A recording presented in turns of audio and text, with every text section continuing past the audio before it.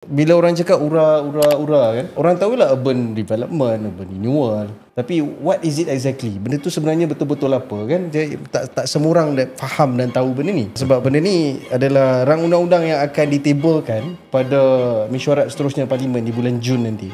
Apa sebenarnya ura? Keutamaan dia sepatutnya di mana dan matlamat dia adalah sepatutnya ke mana? Akta ni liputan kuasa dia ataupun capaian kuasa dia, adakah memang dekat bandar saja ataupun kat luar bandar pun boleh? Sebab nampak macam masih tak jelas benda ni kan. Sekarang ni orang dengar banyak value, 80%, 75%, ada 51%. Macam mana sebenarnya value-value ni boleh effect penduduk sesuatu tempat tu, dan apa yang sebenarnya the main point yang mengatakan benda ala ni adalah sebenarnya mencuri suara ataupun mencuri hak kepada mereka. Perkataan pampasan tu sendiri tak ada dekat dalam akta ni.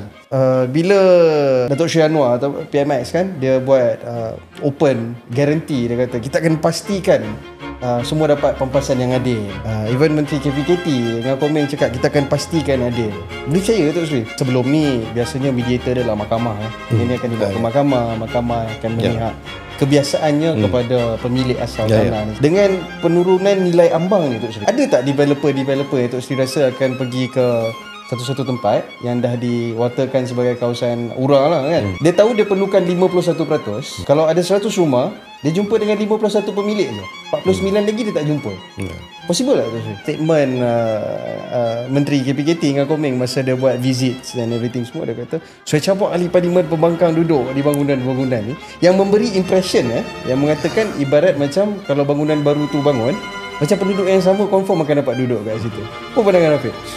Apa yang you janji semua sekarang ni, tablekan dah sekali, betul tak? Sekarang maksudnya benda tu is not written di bawah RUU ni, betul tak? So ini adalah senang cakap janji sajalah.